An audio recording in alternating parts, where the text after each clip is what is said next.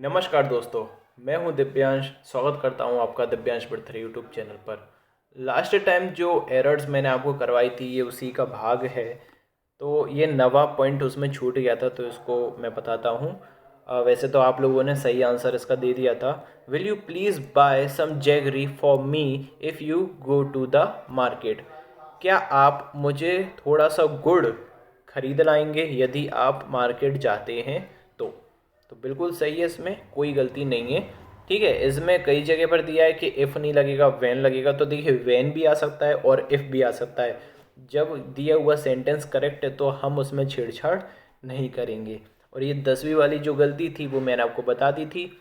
क्या बताया था इसमें मैंने आपको बताया था कि ग्रुप क्या है आपका, एक वचन है, इसलिए जो वर्ब है वो भी आपकी कैसी आएगी, एक वचन की आपकी क्रिया इसमें आएगी, तो वॉज इसमें प्रयोग किया जाएगा। नेक्स्ट देखना, in these days of inflation a 10 rupees note will not buy you even an ordinary मील।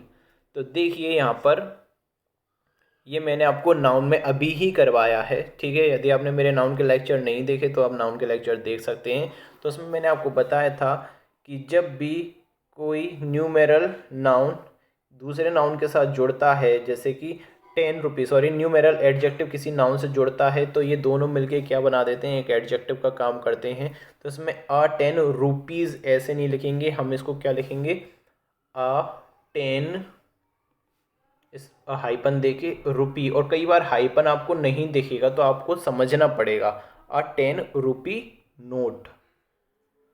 ठीक है, अ 10 रुपी नोट, 2 10 रुपी नोट्स यदि दो हैं। देखिए यहाँ पर एक संख्या दी हुई है, एक 10 रुपये का नोट।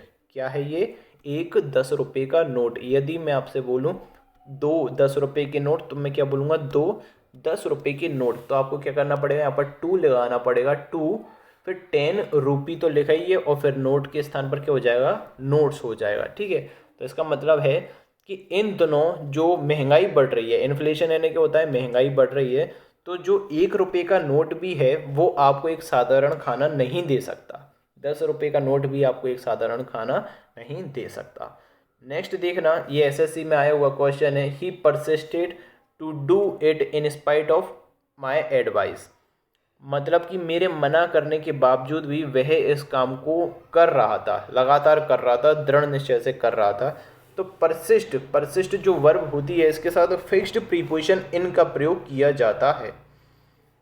तो इसका अर्थ हो जाएगा, इसका मतलब इसका जो सही इसका यूज़ होगा वो होगा, he persisted in doing it. He persisted in doing it. तो यहाँ पर टू के स्थान पर हम किसका प्रयोग करेंगे, इन प्रीपोजिशन का, और प्लस क्या आ जाएगा इनके बाद में, भी4 यानी कि doing.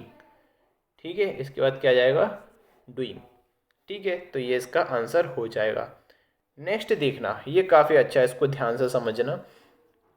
The long awaited moment at last came. अंततः हम जितने टाइम से इंतज़ार कर रहे थे जिस क्षण का, वह क्षण आ गया। And we set out for the station. Set out का मतलब क्या होता है, लीव। लीव, सेट आउट का मतलब क्या होता है, लीव, यानी कि स्थान छोड़ देना, निकल जाना, रवाना हो जाना। और फॉर लगा हुआ तो आपको पता होना चाहिए प्रीपोजिशन में कि स्टार्ट और लीव के बाद हमेशा फॉर प्रीपोजिशन का प्रयोग किया जाता है। तो देखिए सेट आउट का मतलब क्या है, लीव, और फॉर हमने लगा दिया extra preposition. For the station as merry a band of children as I have ever seen before और सिंस। तो देखिए यहाँ पर जो मेरी है, मेरी का मतलब होता है चीयरफुल, यानी खुश, एडजेक्टिव है ये, चीयरफुल। ठीक है, और एक और चीज़ आपको पता होगी, जब हम एज से किसी चीज़ को जोड़ते हैं तो पहले हम एडजेक्टिव लगाते हैं और फिर नाउन का प्रयोग करते हैं। जैसे कि ही इज सो, या एज, फिर आएगा बैड, फिर लगेंगे a boy.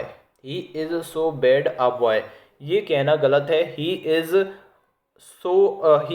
So bad boy, ये कहना गलत हो जाएगा। ही इज सो या एज बैड अ बॉय। उसी प्रकार से यहाँ पर क्या लिखा है, एज मैरी, यानी कि as cheerful a band of children, मतलब बच्चों का एक बैंड था, एक झुंड था जो मैंने इससे पहले कभी नहीं देखा था। तो आप इसको पूरा देखना, ठीक है, देखिए मूवमेंट एट लास्ट केम, जो सेंटेंस चल रहा है वो किस में चल रहा है, पास्ट में चल रहा है। देखिए पास्ट में है, ठीक है। वी सेट आउट, यहाँ पे भी ये क्या है, देखिए सेट सेट सेट तीनों इसका एक ही मतलब होता है। वर्ब V1 भी इसकी ये होती है, वर्ब का सेकंड फॉर्म भी सेट ही होता है, वर्ब का थर्ड फॉर्म भी क्या होता है, सेट ही होता है। लेकिन यहाँ पर जो केम लिखा हुआ है उससे आप समझिए कि टेंस किस में चल रहा है, पास्ट में चल रहा है, ठीक है। केम लिखा हुआ है। फिर यहाँ पर जो गलती होगी वो होगी आई हैव लिखा हुआ है, यहाँ पर आपको आई हैड करना पड़ेगा। I had ever seen before और सिंस, शायद ही मैंने कभी ऐसा देखा था। अंततः बहुत इंतज़ार के बाद वह मोमेंट आ गया कि हम कहाँ पर निकले, स्टेशन की तरफ रवाना हुए, जहाँ पर बहुत सारे बच्चों का, चीयरफुल बच्चों का ग्रुप था, जैसा मैंने कभी उससे पहले कभी नहीं देखा था। तो आई हैड एवर सीन के स्थान पर आई हैड नेवर सीन भी आप कर सकते हैं, ठीक है।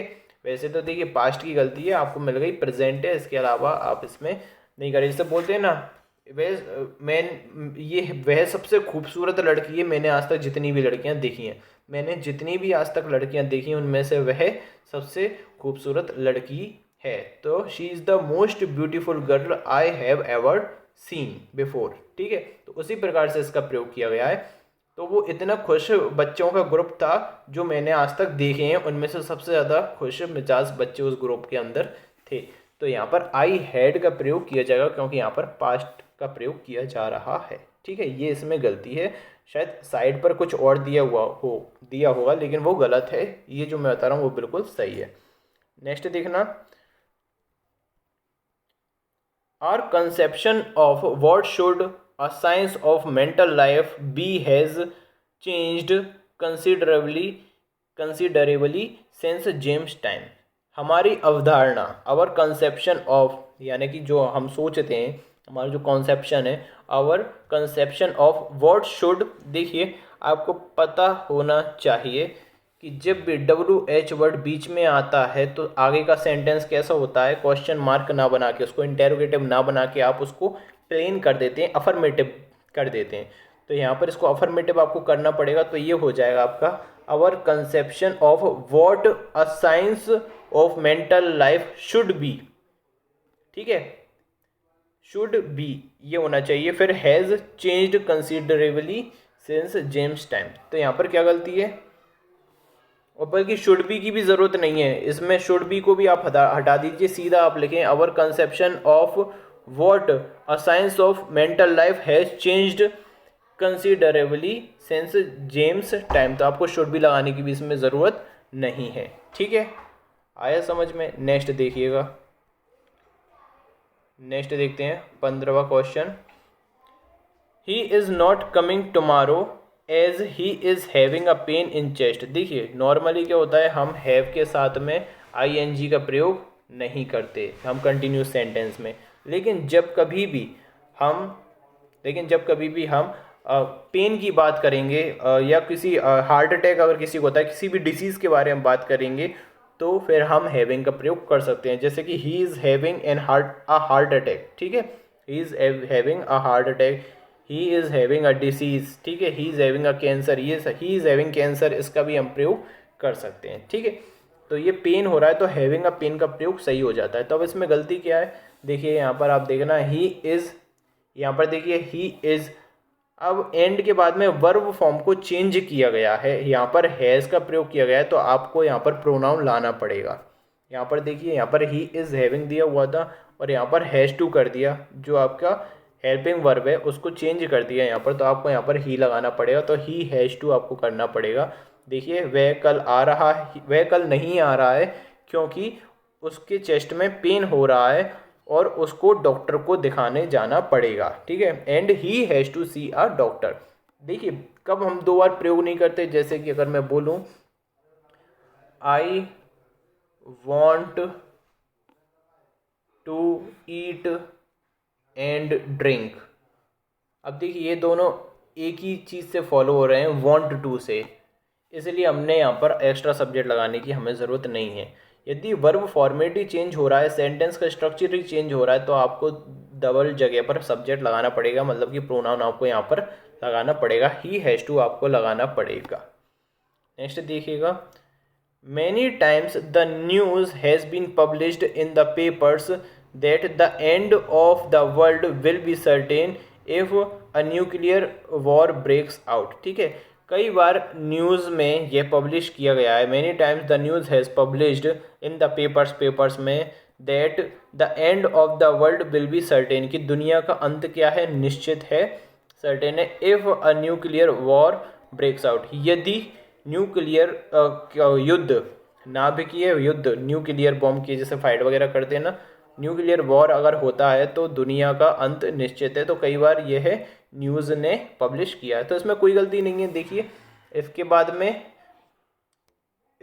बाद में देखिए प्रेजेंट इंडेफिनिट है, और यहाँ पर क्या आ रहा है आपका, the end of the war will be certain, तो इसमें कोई गलती नहीं है, सेंटेंस बिल्कुल सही लिखा हुआ है। ठीक है, many times the news has been published, और न्यूज़ है तो इसके साथ देखिए अनकाउंटेबल होती है, इसलिए हैज़ का भी प्रयोग किया गया है, तो यहाँ पर ये भी सही है। नेक्स्ट देखना, the reason Ram is absent from his duty is because that he is unwell. यहाँ पर देखिए दो गलती हैं, जब भी हम रीज़न का प्रयोग करते हैं द रीज़न, तो इसके बाद में हमें वाई भी लगाना पड़ेगा, या तो लगता है, या तो हम लगा सकते हैं the reason for Ram's absence. क्या कर सकते हैं हम, the reason for Ram's absence is that he is unwell, ये कर सकते हैं, या फिर हमें इसको पूरा लिखना पड़ेगा, the reason why Ram is absent from his duty is that he is unwell. तो दो जगह पर आपको गलती है, यहाँ पर आपको वाई भी लगाना पड़ेगा, इस स्थान पर आपको द रीज़न वाई, और यहाँ पर बिकॉज आता नहीं है रीज़न के साथ में, इसलिए यहाँ पर दैट का प्रयोग करेंगे, तो दो जगह पर यहाँ पर गलती है, तो आप इसको करेक्ट करना। ठीक है, जो साइड थी, जिस साइड से मैंने ये एरर्स लिए हैं, वहाँ पर इन्होंने केवल दैट को बताया था कि रीज़न के साथ में दैट का प्रयोग नहीं किया जाएगा।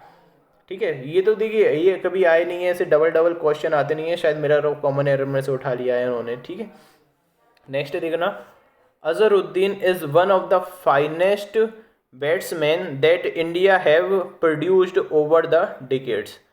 अजहरुद्दीन जो बिल्कुल छने हुए क्रिकेटर्स हैं, बैट्समैन है, बल्लेबाजों, उनमें से एक हैं जो इंडिया ने आज तक जन्मे हैं, जो इंडिया में आज तक जन्मे हैं। तो देखिए यहाँ पर इंडिया क्या है आपका एक वचन, और इंडिया के बाद में प्लूरल वर्ब लगा दिए, प्लूरल हेल्पिंग वर्ब का प्रयोग किया गया, तो यहाँ पर इंडिया के साथ हैज़ का प्रयोग किया जाएगा। इंडिया क्या है, एक वचन है, प्रॉपर नाउन है। नेक्स्ट देखना, the thief broke in the house at the dead of night. Dead of night का सबसे पहले देखना मतलब क्या होता है, डेड ऑफ नाइट का मतलब होता है आधी रात में, डेड ऑफ नाइट का मतलब क्या होता है, मिड नाइट या आधी रात में। ठीक है, तो फ्रेज ये गलत लिखी हुई है, ब्रेक इनटू का मतलब होता है घुसपैठ कर देना। ठीक है, ब्रेक इनटू का मतलब क्या होता है, घुसपैठ कर देना, तो ब्रोक इनटू द हाउस का प्रयोग किया जाएगा, the thief broke into the house, इसका मतलब क्या होता है, घर में घुस जाना। नेक्स्ट देखना, may I know who you want to see please.